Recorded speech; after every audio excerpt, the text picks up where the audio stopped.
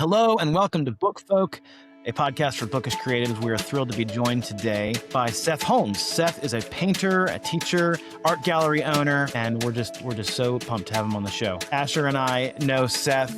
We're sort of locals here. We live not too far from where Seth is based in Waynesboro. Seth, welcome to the show. Glad to have you. Thanks for having me. Yeah, I'm so excited to be here with you today, Seth.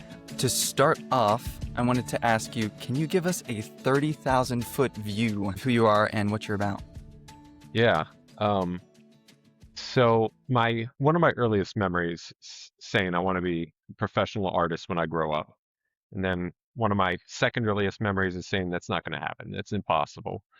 And so I've kind of sketched and doodled all my life, pursued a lot of different interests, tormented over what I want to do professionally for the rest of my life, and held a lot of different jobs, and a chronic overthinker, which I've gotten a lot better with that, ruminator. But yeah, just looking back at the really up and down road that I've been on, and it's led me to have a watercolor studio and business, and I like telling stories through pictures. That's really neat. What is your favorite thing about yourself, Seth? I don't know. I really value authenticity and like genuineness, and Hmm. I don't I don't like pretense. So I value that and just being real. Being real, authentic. That's really cool. It's interesting you say that, Seth, because it really comes through in your art, even in like the line quality and sort of the medium you've chosen. Watercolor is very fluid and authentic. Like it's lends itself to kind of um, free form, and I think that's neat to hear you say that because it certainly comes through in your work. Yeah, I like 23 plus years ago, I used to try to go for perfection and get all the details in a picture, and I hated everything that I did. And then in 2018 to 2020, when I kind of discovered my current style, it was kind of an accident, and I found myself loosening up. Yeah, just there's a rawness to it and a looseness of the medium that allows a lot more imperfection.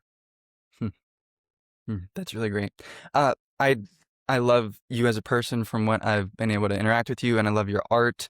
It is super authentic and flowy. I think I might have a problem with you though, that I would like to bring up. I was going through Instagram in preparation for this, and I found a comment where you said, "I have never been a huge fan of Calvin and Hobbes." Do you care to explain yourself? All right, so I love the animation style, like the line work is beautiful. I love it. Um, it's not that I have anything against it. I, I just I don't know. I never really picked up Calvin and Hobbes. Of course, I didn't have the best taste. It's been a while since I picked one up, honestly. But I used to read Garfield a lot and like that, so my judgment may not have been the best. Yeah, whew, Garfield over Calvin and Hobbes is crazy. Uh, Yeah, you said you it's read embarrassing. Garfield. What's that? It's embarrassing. Yeah, it's okay. This is a safe space. You said you read Garfield. What were you like as a kid? Were you reading Garfield all the time? What were you doing? Um, Man, I had a crazy imagination. I was a lot. Uh, I don't know. I was an entertainer, I guess. I Hmm. enjoyed just, or maybe I loved the attention that it gave me, but I just Oh, loved being a character and putting myself out there. And, there was a long period of awkwardness and reservedness that, I don't know if that's the right word, if that is even a word. reservation. Uh, Yeah. Reservation.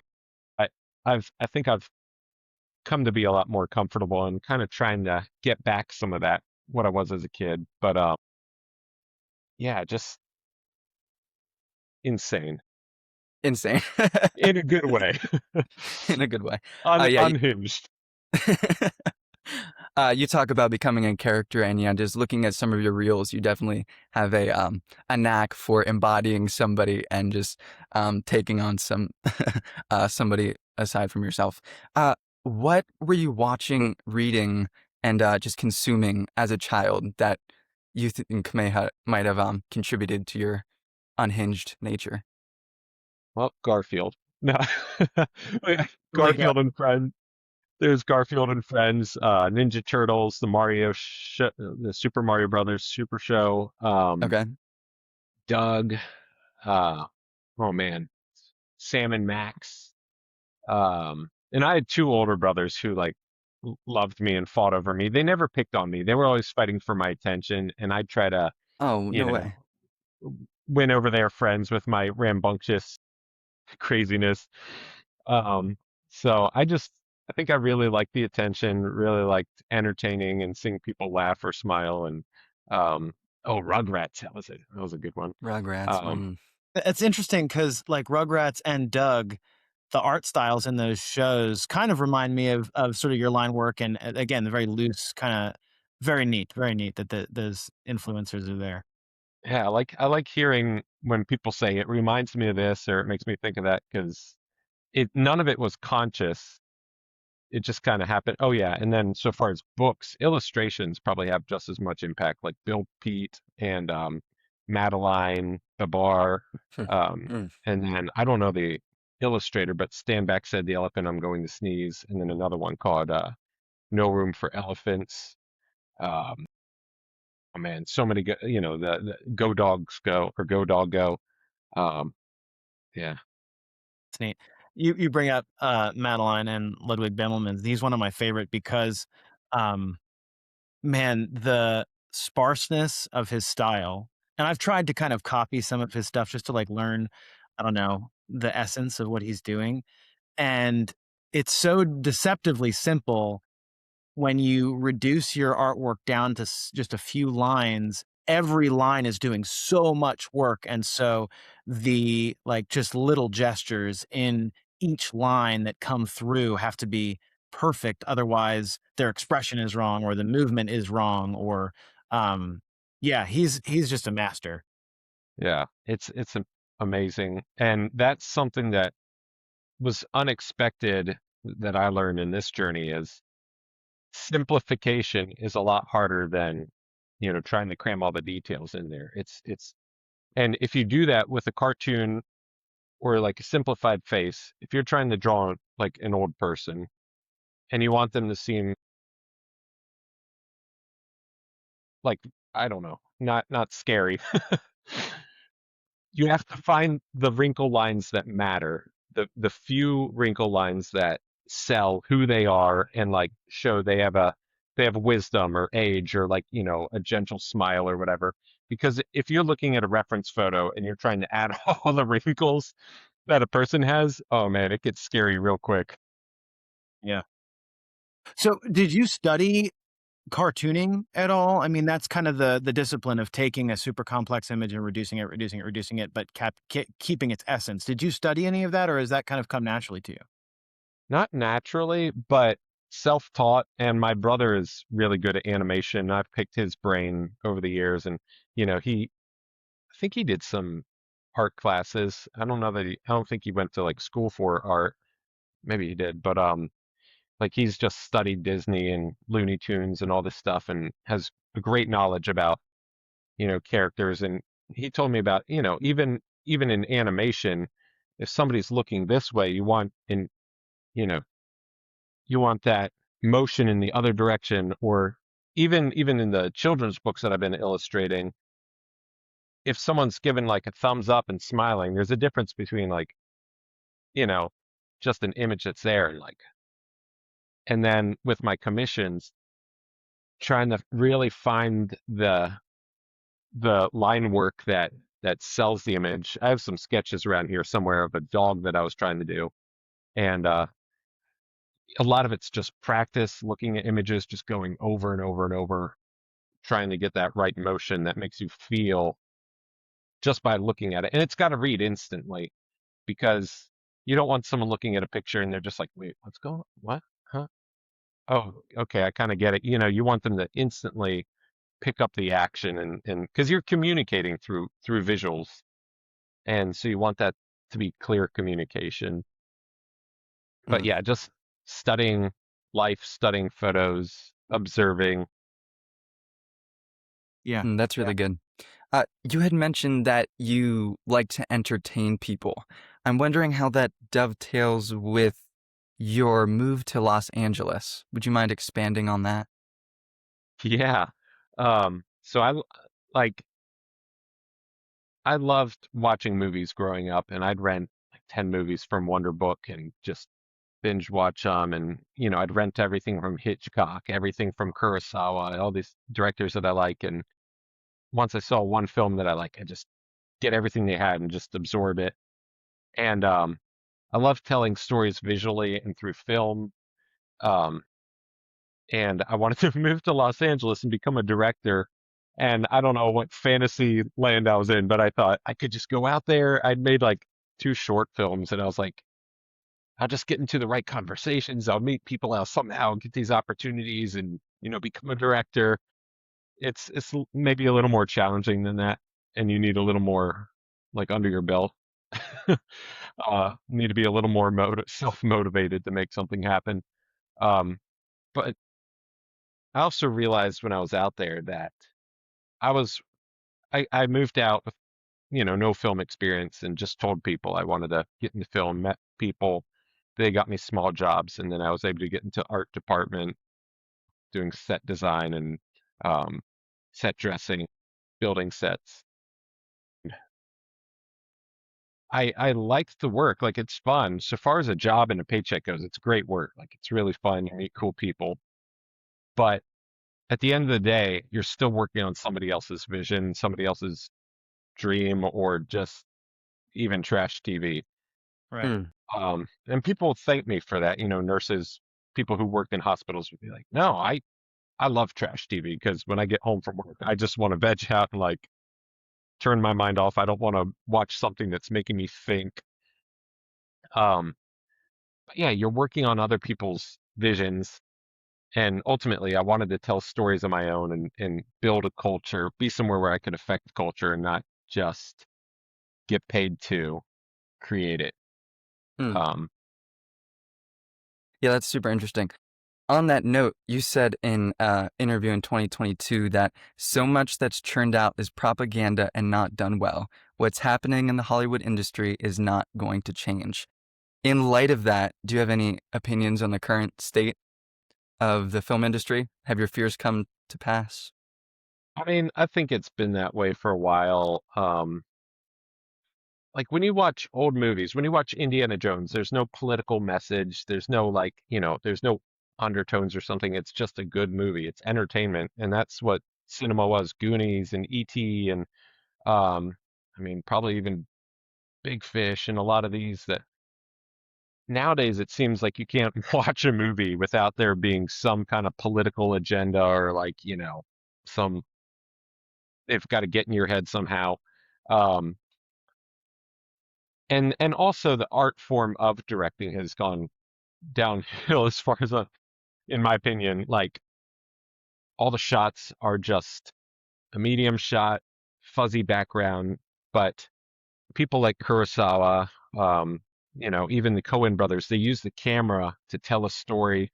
The shots matter. You go from here to here, and you don't even realize that it's been one shot, but you've gotten 2 separate, shots out of it because the camera's moving and characters are. I saw a breakdown of a scene in Jaws the other day that's just fascinating. Um, but yeah, nowadays it seems like they just churn stuff out, and it's I don't know. I've kind of lost my faith in that system, and I hope to see more independent movie, directors and producers. Well, that's really cool to hear. You're obviously very passionate about film. I can tell. Is there anything that you have taken from your film experience and can apply to your art? Um, hmm. Yeah, I think like I love including not in every painting, I don't want people to look at all my paintings and be like, oh, what did he mean by this? And what did he hide in here? But I love symbolism Okay. and taking elements or colors sometimes in certain paintings and incorporating that into my storytelling. Um, and, films can do that. Even the placement of something, composition, what looks good, what has an impact, an emotional impact. Um, even making something slightly off so it has a sense of tension, that can be used. Hmm. Yeah, I That's think it's fun. really cool. Seth, so clearly, and you said this, you're passionate about storytelling. I'm curious about how you incorporate storytelling in a commission. So I know you do a lot of you do some pets, you do a lot of buildings. I really love your architectural stuff. Talk about how you tell a story in painting somebody's house or painting somebody's storefront.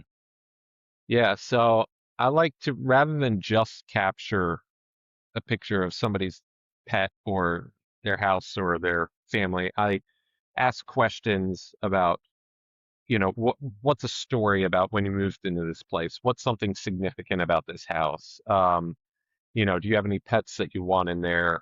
What's the personality of the people, your family members or friends, whoever I'm painting? What's a specific memory that I can incorporate in there? Um, what's an item that meant something to them or in your relationship? What's an inside joke? Something like that where I'll take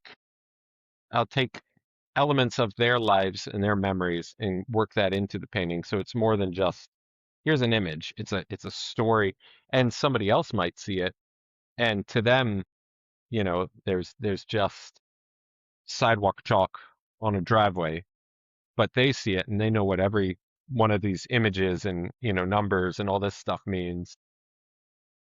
That's very cool. Yeah, I like that. Seth, I know you're very passionate about Waynesboro and the architecture and the people and whatnot. How does Waynesboro capture your attention in a way that Los Angeles didn't? Man, that's a great question because it's something I've asked myself recently of like, I've thought about what would happen if I moved, where would I go? And I'm like, why does Waynesboro have such an appeal for me? Like, I love it here. Um, so we have great access to the outdoors. The Potomac River isn't far away. The Michaud State Forest, Long Pine Run Reservoir, Renfrew Park, High Rock. Like there's a lot of nature, there's a lot of beauty here. We get great seasons, we get to see fireflies. Um, it rains. The local farmers and like, that's sadly something more and more farmland seems to be taken up by housing developments or warehouses or other things. And Mm. hopefully that'll get curbed. Because it is a beautiful area.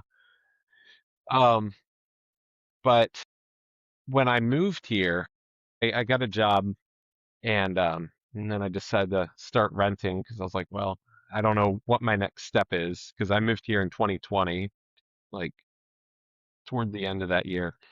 And I told my landlord that I'd be here for a month.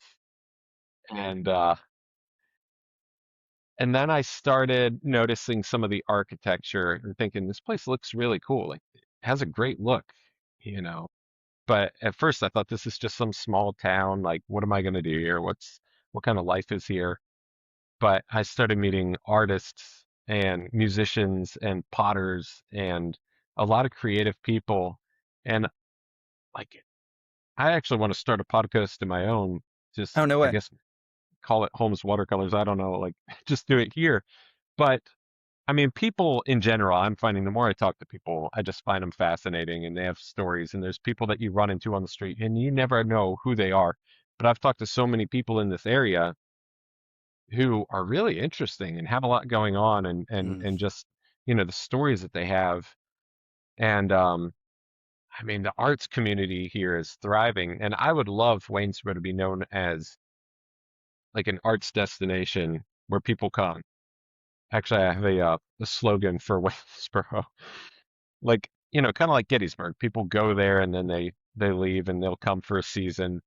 But for Waynesboro, I like the idea of the slogan Waynesboro, PA. come and play, but please don't stay.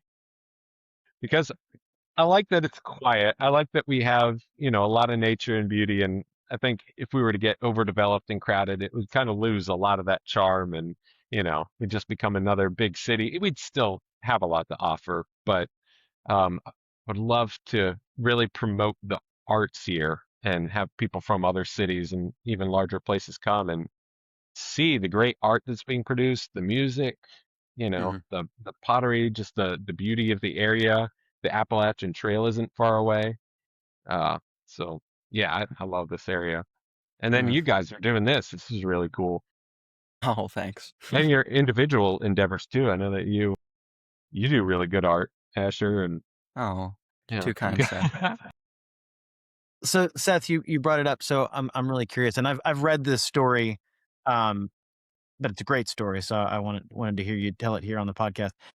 Talk about like moving here and kind of what you were doing for your job, and then how you kind of stumbled into, um, I think it was your style you sort of discovered, um, with one painting. Can you tell that story? You know which one I'm talking about? Oh yeah. That was yeah, a really significant moment. Um, so yeah, during the pandemic, I was staying on a friend's couch in Hagerstown and trying to figure out, what's my next step? What am I doing? And I was watching a lot of videos about art and how to do online art and Etsy and Redbubble and all this, how to start a website. And I was like, no one's gonna want my art. Like, what am I gonna do? I don't even have a what am I gonna do? So I tried making movie characters in my style and stuff like that. And I was uploading it to Etsy and Redbubble. It got taken down for copyright strikes. And even though it's very cartoonish, it's very, but it's Like, their I'm properties. sorry, you can't draw Indiana Jones, like that kind of thing? Yeah. Wow. Even though like somehow people are making T-shirts or mugs or whatever with the direct images from the movies, and I Right. don't know how they, how that gets through, if they have an agreement or what. But yeah, they kept removing my stuff, so I was like, that's it. From now on, I'm just doing original characters, original designs, and all this. And then I applied at a car dealership here in Waynesboro, got hired, and I never saw myself as a salesperson. So I have this painting that I did of a fish wearing a business suit. He's a fish out of water, and that was kind of a self-portrait. Um, in 2021, across the way from the dealership, I saw this building going up and being, a building was there, but they were adding on to it and changing it. When they were done, I was like, that looks really cool, and it was a Postmaster's coffee shop and bakery in Rouserville. And so I just decided to do a quick sketch. I didn't put down any pencil outline. I didn't take my time. And I'd never really done that before. I'd always gone for perfection. And I'd taken a trip in 2018 to Japan, taking my watercolor stuff with me. And I went with some friends and, just in case we had some downtime. And in the downtime, I just did some quick sketches. And I really liked the frenetic energy and like the kind of chaotic look to it, and it was so unplanned. I'd never really done that before. I'd always tried to make it very realistic. So I kind of took those principles and applied it to that the painting I did of that building. Just threw down the ink, threw down watercolors, had no idea what I was doing, and when I was done, I looked at it and I was like, "Whoa! Like, how did I do that? And how can I do this again?" And yeah, that's one of my favorite paintings. And then a couple months later, somebody reached out, I think on email or Instagram, and said, "Hey, I'd like to buy that painting." And I was like, "This one is really significant to me. It's like the start of my art journey, and kind of like I'm developing a style, and it's the beginning of that." And then the person said, "Well, I'm two sisters run the business, Abby and Ellen Daniels, and so their mom, Lorraine, had messaged me in email and asked to purchase it. And she said, oh, I'm the girl's mom. I was like, all right. Well, if anyone should be able to buy this painting, it's you. So yeah, they have the original now. That's cool. That's neat. But How did they find it? Did you post it initially on Instagram, or how did it get out? yeah, Instagram. Okay. Instagram was like I Instagram was huge in the beginning of my journey. I don't know that it's had as much of a reach or an impact. I haven't gotten a whole lot of sales or so many commissions from Instagram. But in the beginning, Rodney and Janelle Cool at Brio coffee shop, like next door to my studio, um, Janelle reached out and said, "Hey, would you like to hang some art at our coffee shop?" I was like, "Sure." And then somebody found my stuff there and asked for a house commission. It's like, okay, like I've never done this before. I've always wanted to, but so that kind of gave me some confidence, and it's just cool too that like this community, the people who live here and the businesses, I don't know, it still feels kind of connected and like a community. So I think that's another thing that I like about it, as opposed to LA where it's just so sprawling and massive and there are pockets of connection, but it's hard to really make deep, close, I don't know, friendships and meet, I guess, truly genuine people. I don't, I'm, I have great friends like that I met in LA and who I still talk with, but it's harder. Hmm. Yeah. You said in a Canvas Rebel interview that you have built your brand on meaningful connections and storytelling. So kind of adding on to what you're saying, that Waynesboro has, just the small community, and yeah, just as meaningful connections. What does the Holmes watercolor brand mean to you? Um, well, I started some creatives meetups at my shop a couple months ago, and I've been trying to do those. I haven't done in the past 2 months, but I really love the idea of building culture, building community, inviting people in. And this is something that I have some tension with now and trying to figure out the next steps. Because the whole time since I started the business, I've been trying to figure out, all right, what exactly am I doing with it? I've been doing it full time for a while.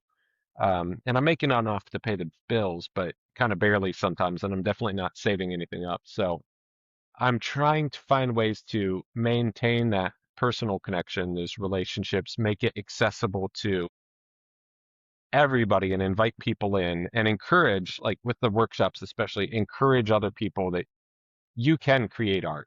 Like I've had so many people who say, I can't draw a stick figure. I don't have the ability. And something I notice is that kids up to about 6, 7, 8, they just draw, they create, they're very creative. And then after that, somehow we get in our heads or people criticize us, and it seems to never go away of like, oh, it's not good enough. I'm not a good artist. I can't do this. And so I like to equip people with confidence and how to see things through the right lens and, you know, e- give them the tools to create. But also, I've been trying to figure out how to take it to the next step and actually make a living off it and make decent money and be able to do the things that I want to do. Go travel and paint national parks and state parks and kind of I'd like the brand to be connected to outdoors and adventure and beauty and um, town. I've sold one painting to the Franklin County Visitors Bureau, and they're going to buy 4 others. I forget of like town squares in the area in the county. And so I'd like to, do partnerships like that where people, even if they don't personally have a piece of art, by seeing the art and the content that I create, there's a sense of ownership and, pride and community and belonging by like, oh, I was there that day. I'm in that painting, or I was at that event, or that's my town, or, I love this park, or whatever it is. So combining a love of the outdoors, nature, beauty, um, and community and individuals and, uh, ch- you know, building confidence in other people too. Yeah, it's really beautiful. Uh, but you talk about instilling others with confidence. I've heard you say before that you were afraid to study others or maybe learn from others. as far as art goes because of how that would reflect on your style. How do you approach learning today? Um, yeah, so in a way, I wish I had gone to art school or even community college for art, but I never wanted to do that because I was like, I don't want somebody else to tell me how to draw or how to paint or, the right way to do things. And then I lose my voice or my style, even though I didn't have a style really back then. Um, so I teach students that I always ask people in my class, what do you think the most important thing is when it comes to drawing or painting or whatever? And a lot of times people will say perspective or something like that, something very rigid, something, factual and that they can see. And I say, really, I personally think that the most important thing is observation. Because if you can learn to see the world in the right way and observe, even if it's not perfect, even if your lines are wonky and crooked, and even if you're using the wrong colors in the sky, or, you're capturing things in a way that's not consistent with reality, you're capturing it in your voice the way you see it. You're communicating something, you're translating an experience for other people. So I think observation is just, yeah, learning to see things the right way, Hmm. Yeah. or the right way. Not that there is a correct way to see things, but using the right tools of observation to capture it in whatever way you choose to capture it. What are some of the, what are some of the tools you're talking about? The tools of observing well, what would be an example of some of those? So this is kind of the crash course to my workshops, but I have a observational workshop, and the kind of main principles that are beginner principles, but they're also expert principles because every artist uses these, are, looking for colors and shapes, highlights, shadows, contrast, negative space, texture. Um, and if you can learn to pick those things out and then separate it, because I think a lot of us will see a building and it seems very intimidating. Like, I can't draw that, or a landscape. I mean, even yeah, landscapes can be tricky because all the trees are all blending together and all this. And so how can I observe this in a way that allows me to pick out the pieces that I want? What pieces are important to me? What am I trying to communicate? What immediately catches my eye? What can I leave out? What do I want to put in? How do I capture that? So learning to see it and translate it for people in a way that, yeah, really simplifies it, I guess. Um, it's harder than it sounds. No, and that's really good because I mean I've heard a lot of artists say, art is seeing things. It's about how you see something, and then you just kind of like represent that, and that's absolutely true. But it's nice to hear someone say, well, yes, but there's a discipline in like what you're choosing to see, like when you talked about shape and shadow and contrast, um, and then also communicating like what do you want to communicate in this picture. Um, that's pretty, yeah, that's helpful to hear. Yeah, 'cause like, I mean, even in writing, I'm sure you could use like a million words to describe something, but what concept are you trying to communicate? What are you trying to tell people? So what words are important for that? Like, how do I do it in as few words as possible, getting directly to the point? Or like Dickens, how do I paint the world that I want them to see? But yeah, everybody has their own unique way of doing it, which is why I like to encourage other artists and people to get into art too. And even in this area with as many artists as there are, I don't ever feel like we're stepping on each other's toes, because you might capture something in a way that's different than I do. You might have a different philosophy, or, what you value or what you want to share with people is different than the way that I will share it. And so I see it as an opportunity for just more voices and more expressions of whatever it is you're expressing, as long as it's not AI. Yes, yes, preach. Yeah, talking about your voice and yeah, translating what you see. and observe into art. Seth, what makes a painting unmistakably yours? People tell me, um, so like going back to my old style, yeah, and trying to capture everything very realistically, like, um, nobody has ever told me you're a technically great artist. You have like amazing technical skill and you clearly know what you're doing with art and you know like you should teach a class on perspective, anything like that.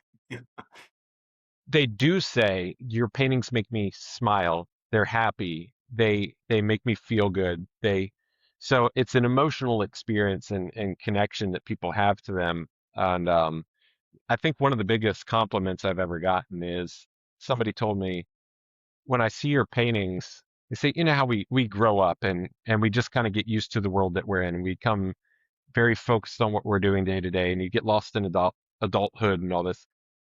When I see your art and your paintings, it reminds me of what that sense of wonder was like as a kid, and Hmm, to like, imagine and see things different. And I love that description.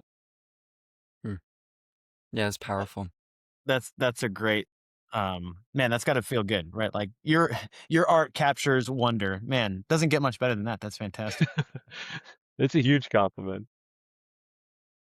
In the process of capturing that wonder, I often struggle with relying too heavily on references in my drawings and yeah, not being able to sometimes break out of them. What role does reference play as opposed to imaginative drawing in your art? Oh man. So I actually want to start doing more stuff from my brain and imagination because I haven't done that in a while. I really don't create much just from my head. Um so in 2021 I think I did my first plein air painting at Catoctin or Cunningham Falls State Park with the Thermont plein air. It was cool, it was fun, but like it wasn't like this immediate connection. But the more that I do plein air, which is open air painting, going outside and painting what you see in front of you, the more I really enjoy that because I look at it as a collection of moments. There's this timeline, and I'm picking out this piece, and I'll see this person walking by and they're wearing something interesting, or this person will come over and talk to me, and I'll just throw them in there. Um, and like you're taking a collection of moments and putting it into one moment, and people are seeing this image thinking that it's not like a photograph where this happened exactly like this is my interpretation, this is coming through the filter in my brain. And so there's imagination there and reference of the real world. When I do a studio painting, it's much less fun because I'm just looking at a photograph. I'm trying to basically just get the right composition and capture, well, even commissions looking at photos, you can still have some of that imagination and like freedom. Um, I don't know, just keeping a sense of playfulness and all that. But I do want to do some more abstract stuff, and taking concepts or memories or something like that and finding a way to translate that into my visual representation.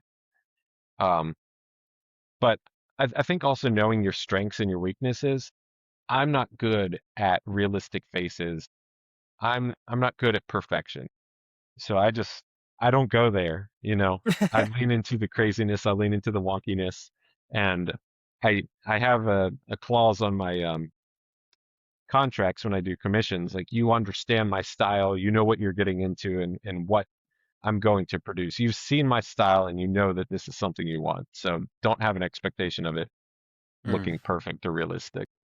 mm, yeah. Yeah, you talk about incorporating playfulness, and maybe not dialing down on the realism. I've heard the word whimsy associated with you a lot. Does that word mean anything particularly special to you? I think it used to a lot more when I first started, and people still like people will describe it as whimsical a lot, and I used to use the word a lot more, but I think I'm trying to veer away from it necessarily as a description that I use myself. And I don't know, I really like the word wonder, or like the idea of storytelling, or even more like the emotional connection that people might have. Because whimsical sounds kind of, you know, just light and out there, and kind of disconnected from anything really. Or like, I don't know. I don't know. I don't, Intangible. There's not a lot of substance to whimsy. yeah, it doesn't seem to me like it quite captures the depth of what I want my paintings and my art to be. It's kind of, not that people use it dismissively, and not that I was using it dismissive, but as a word, it feels kind of, I don't know, cheap or dismissive, or just like, yeah, there's not much substance to it. Gotcha. Seth, in your children's books, you mentioned the word storytelling again. That's come up throughout the interview.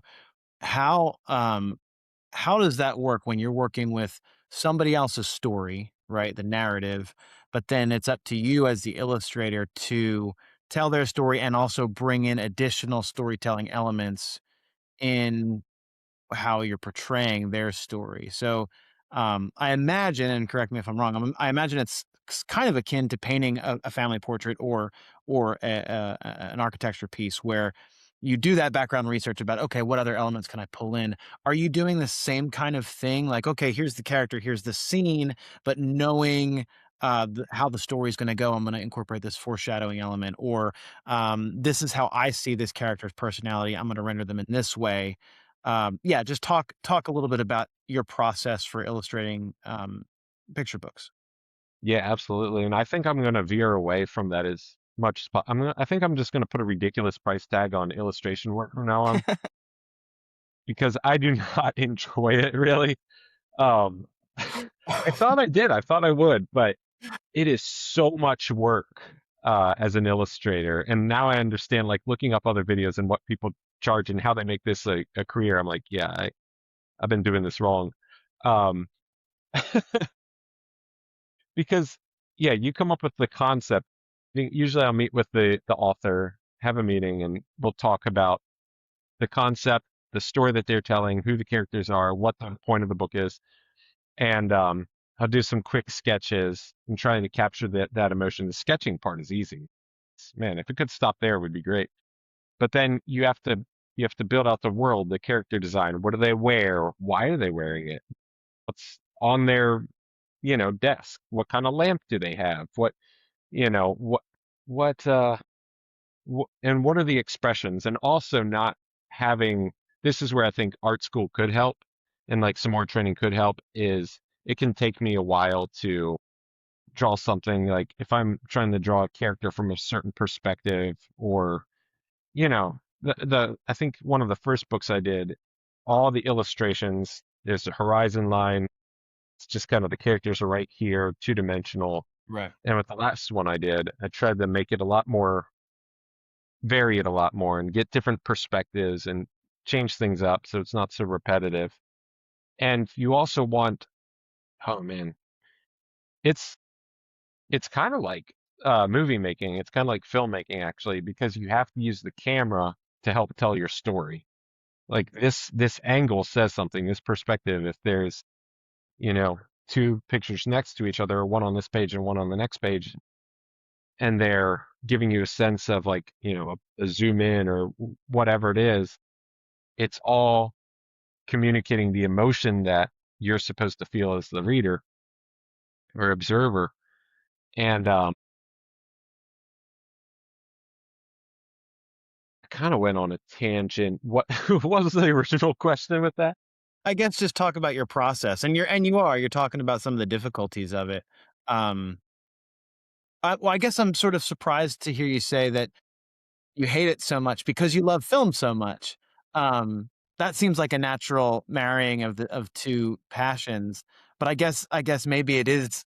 To your point, it's super hard. Um, That and like as a filmmaker, I would have no problem um, storyboarding the vision in my head and like what I want to communicate.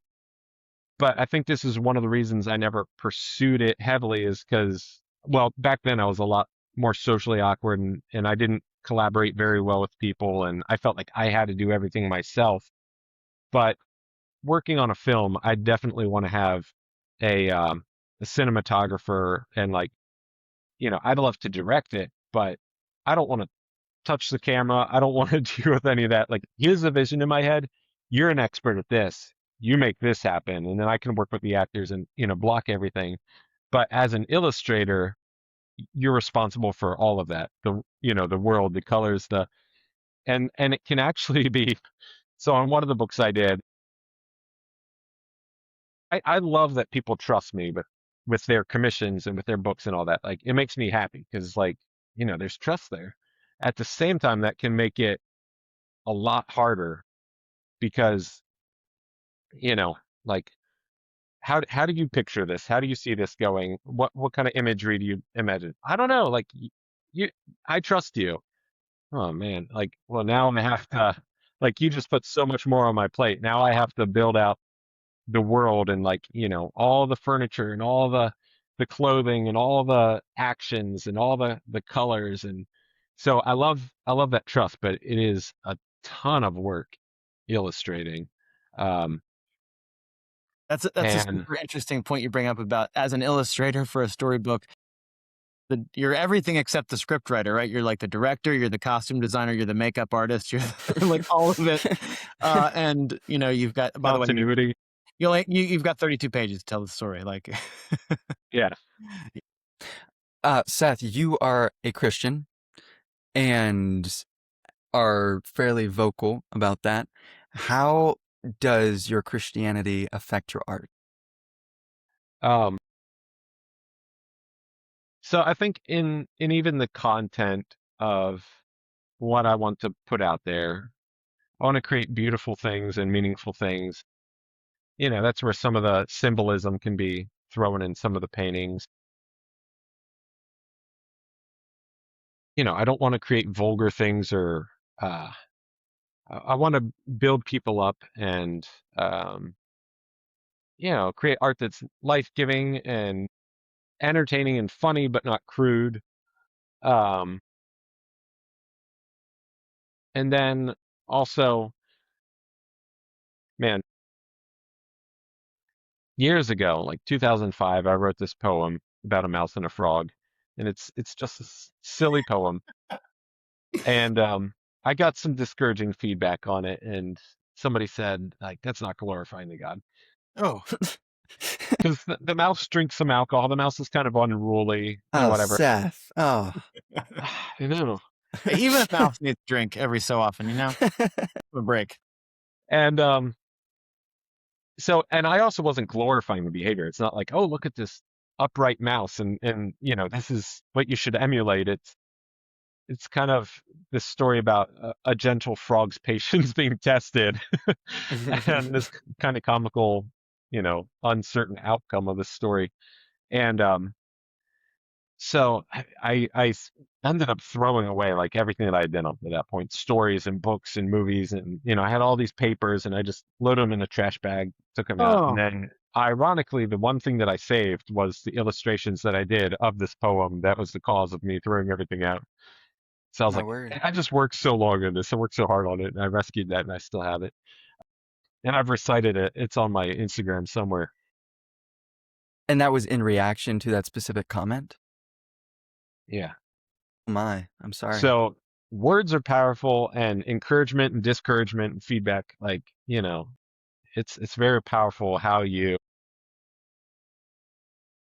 that's why I try to be really encouraging to the creatives that I meet or kids or, anybody is even if it's not great, try to find something about it that is either redeemable or that they could do better and try to encourage that aspect or say, oh, I like this part of it. I mean, I even do that with the art that I see that might be crude or might be something I disagree with or don't like is okay, what's something I can say about this? What's something that I do appreciate about this? Like, I don't want to just be like, yeah, that's, I don't like that, or I disagree with that. Okay, what's something in it that I can, lift up, um, or about this person's process or whatever. So, um, yeah, I kind of stopped creating and pursuing any sort of like real creative endeavors for like 15 years. And then eventually I realized it took me a lot of time and wrestling and stuff, but realized that, I was like, none of the disciples were artists or musicians or, in the Bible, we don't have a lot of this, like, it's not like lifted up as a great thing. We do see a doctor, there's Luke and all this. Anyway, I realized after a while that how we go about things as a believer is just as important about what you're doing, you know? Um, maybe, maybe I put my faith in Jesus, but I'm acting like an a-hole to somebody. I'm just a complete jerk. I'm, not being charitable in my interactions with others. And so I can make this profession, but does it have root in my life? And is it real? At the same time, you know, you can do things quietly in excellence. You can do things and people will take notice of your actions, how you do it. I mean, even, I'm ashamed to admit that there have been times on the road where I've behaved like a fool and, let my anger get the better of me. And, but, it's important to, and as a Christian, I don't think it's my repentance that saves me. It's not my actions. It's not my goodness. It's, Christ alone, his grace and what he's done on my behalf. And out of that, thankfulness for that, out of submission to him, out of a love for him, um, you know, aligning my life to him, but I still fail. That's the thing. We're all sinners. We all still sin. That's why we need a savior. That's why we need him. Um, yes, how you go about your work can be just as important and speak louder than whatever you say, So I realized that and realized, okay, I can create art. I can create drawings and paintings and stories and do it with excellence and do it in a way that reflects, you know, God and his truth and love Mm. for people. And even if there's disagreement, even if yeah, and I've had conversations with people where I might say some things that are uncomfortable, but I love you and I wouldn't say this if I didn't care about you, Like you see a person walking onto train tracks and this train is coming. If you love them, you're just going to be like, oh, they'll be all right. They'll deal with it. Like, it's so you don't need to be arrogant or quarrelsome or anything like that or, prideful. It's just do work quietly with excellence and Yeah. be real. Yeah. I really appreciate that, Seth. That's something that, that rubric for either as an artist, what is okay to make, or as a consumer, what is okay to consume. Um, I think you kind of have gotten at some of those questions really simply and really elegantly in your response there. And then also kind of I have a tendency to be an artistic snob, just like, oh, I don't like the whatever about this guy's work. But I mean, that matters too. Like to your point that everything that we do reflects on the name that we claim. And so even those careless words that we might say, like I that passage that haunts me is um I'm gonna butcher it in my paraphrasing here, but essentially like we'll be accountable for every careless word we speak. Mm-hmm. That even in my critique of other artists or my pontificating about, aesthetics or whatever. Um I do that a lot. Uh He that, does like to those pontificate. words matter too.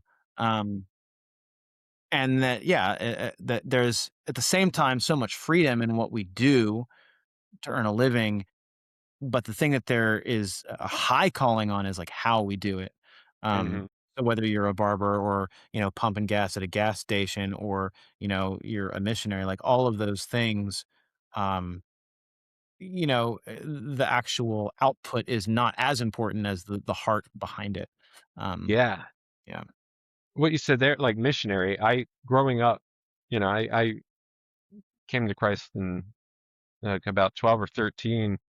Um, and I just wanted something big, God, what's your purpose? And like, do you want me to go in the ministry and be a missionary? And, you know, we're called to make disciples of all people and all nations and share the gospel everywhere we go with everyone. It took me a while to realize I don't need this big calling, like, because again, it's not what I do, it's not what I've done, it's what Christ has done, it's who he is, it's what he's done on my behalf. And how do I live that? How do I share that with people? How do um, and being able to share that in the context of my work and my business and the way that I interact with people. And, it's been strange. I always had this like desire to go in the ministry or become a missionary or do something big and really be used of God. But at the same time, I've always had this really strong desire to create art and be an artist and like just be normal, just have an average life. And um, I see looking back and now like, yeah, God can use us if we submit and if we're obedient and if we, put our like he can use us in any number of ways. Like you said, at the gas station, whatever, no matter how small or insignificant your work is or how ordinary your work is. It's not that missionaries are like up here and the gas station attendants down here. We're covered by the blood of Christ. We're here. How are you doing your work? How are you being faithful? The parable of the talents, it wasn't about how many talents they had. It was about how faithful they were with what they had. And talents aren't like drawing and singing and all the talents were monetary currency. Right. Yeah. Yeah. No, and I think, Seth, like if every good thing comes from God, what you're doing in your work, and you talked about wonder and about like communicating joy to people, like you're capturing and highlighting in the way that you see the world and the things you choose to focus on, you're capturing and highlighting the beauty that is in these kind of like really simple moments. On your website, on your little bio, you've got a note about kind of, you can get so wrapped up in trying to paint a stream that you like miss the stream completely. Mm, And I see that kind of in the paintings you've done of towns and the paintings you've done of like events. You're capturing this beautiful moment in a still that is somehow communicating goodness to everyone who sees it. And that's coming through. Like people have said that to you, like, "I'm getting that from your work." And so, just kind of as we wrap up here, I just wanna, applaud you for that and thank you for your faithfulness, in storytelling and just being faithful to the skills, the talents that God has given you and using those things to give him glory. So thank you. yeah, well, thanks. And it's like, so I'm so thankful every day that I get to do this for work and like get paid to do it. And like, God, if my prayer since the beginning of this business has been, God, if you don't want me to do this, like, take it away from me. Dry up the work, dry up the commissions. And the verse that I have hanging by my workspace is, you know, unless the Lord builds a house, the builder builds in vain. Unless the Lord keeps watch, the watchman keeps watch in vain. It is in vain that you go to bed early and rise up, or go to bed late and rise up early, and your toils are in vain if God isn't giving the increase. And it's just like I want to be faithful with what I do and what I have, but ultimately this is all in God's hand, and He'll direct it where He wants. And I would be so heartbroken if I have to just get a regular job. Uh, but you know, uh, be faithful wherever you are and whatever you do. So, Yeah. Yeah. Awesome. Well, Seth, thank you so much for spending some time with us today. Where can people find you online? um, HolmesWatercolors.com is my website. And then I'm on Facebook as Holmes Watercolors. I'm on Instagram as Holmes__watercolors. Um, those are the main outlets. Cool. But, And also we can find you there at your shop on Main yeah. Street in Waynesboro. 8 East Main Street, between the Candy Kitchen and We Scott Bookshop, right next door to Brio. Awesome. You got it all there. You've got candy, you've got books, you've got coffee, and you've got more could you beautiful want? art. Oh, it's dangerous. Awesome. Well, Seth, thank you so much. Just really appreciate your time and your wisdom. Thank you. Yeah, thank you for your time and asking me to be on this. And Awesome. it's been great talking. And thanks to you, dear listeners, for tuning in. As always, you can join our fellowship on Instagram at humble_books. You can find us on Substack at humblebooks.substack.com or check out our website, humblebooksmedia.com. We will look forward to seeing you on our next episode. Thanks so much. Peace.